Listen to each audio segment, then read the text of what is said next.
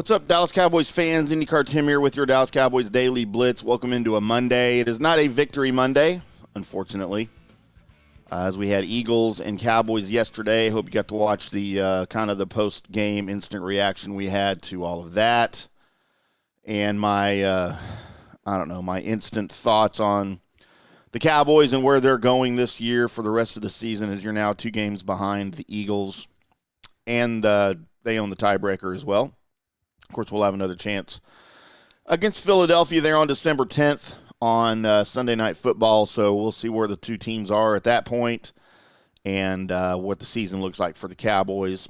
I wanted to bring up something that I've noticed as a trend here for the Cowboys. You may find it interesting. You may not mean anything. But I've noticed the Cowboys here struggling lately in the second half of games. When you look at the wins they've been involved in, the 5 wins, they have outscored their opponents 56-21 in the second half of games. Now, that's a little misleading, and I'll explain why in just a second. In the 3 losses to Philadelphia, San Francisco, and Arizona, the Cowboys were outscored in the second half 42-15. Clearly, if you're outscored that much in the second half, you better have a really big lead in order to win that game. And, of course, the Cowboys have not in those games. The Arizona game really wasn't close. Obviously, the San Francisco game wasn't close. The Cowboys had an opportunity, of course, last night. Two opportunities, really, inside of 2 minutes against Philadelphia, and could not make that happen. But even in the 5 wins that the Cowboys have notched this year, you are the trend is sort of subsiding as far as outscoring opponents. So, of course, your 3 big games to start the season, your 3 big wins. Of course, the Arizona loss was Game 3 sandwiched in with these, but you had the Giants. You outscored the Giants in the second half 14-0. You outscored the Jets 12-0. And then against the Patriots in that blowout, you outscored the Patriots 10-0. The last 2 wins, though, have been somewhat questionable when you look at this trend, because against the Rams, the Cowboys tied the Rams in the second half. Now, they had a huge 33-9 halftime lead. I get it, and that's why they won that game. 10-10 was the second half scoring. And then when you look at the Chargers, you actually were outscored 10-11 or 11-10, however you want to say it. So the trend of blowing opponents out in the second half here has somewhat subsided, and so have the Cowboys' wins, it seems. So clearly there's a correlation there. I don't know if the Cowboys, again, early in the season they were used to getting out to the big leads. They were used to getting out to, good grief.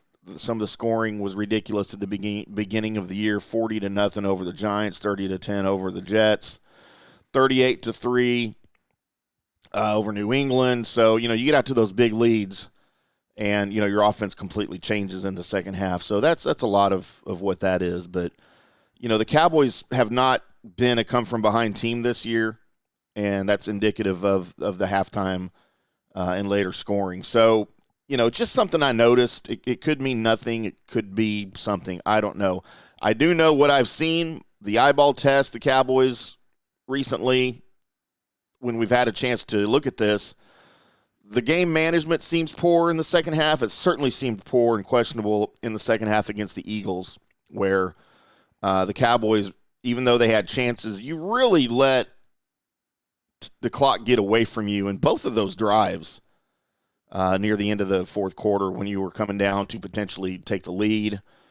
Time management is huge in the NFL. We all know that, and a lot of coaches pay more attention to that than other coaches do, and that's fine. But it just seems to me like Mike McCarthy, in his tenure here, he has not been a good clock manager, and it seems to be continuing this year now that he's running the offense. And it seems to be, at least last night on Sunday to the Eagles, it seemed like it was somewhat of a detriment. Cowboys could have had more time, especially on that final drive where you just really had no chance after the penalties once you got down to, I think, the 6 or something. So anyway, just some second half thoughts I had for the Cowboys. Let me know what you guys think. I would love to hear from you about the Cowboys season as we go forward, what you think, if they can turn things around here. Do they have a shot at the division still? Do they, clearly they're going to be a playoff team. I mean, that's going to be a given. But how threatening of a playoff team are they going to be once they get there? We possibly looking at another one and done. God, I hope not. That would be miserable here in Dallas. So anyway, we'll find some more stuff to talk about for you here later in the week. We will certainly preview the Giants coming up, as that is the Cowboys' next opponent. Don't overlook the Giants, okay? I'm not saying they're going to lose, but please just don't overlook the Giants. Don't overlook anybody at this point. I don't think you have that you can't do that. I don't think the Cowboys can do that. They're not good enough to do that. So, but we'll talk about it later in the week. Appreciate you guys tuning in, and until the next show, we'll see you.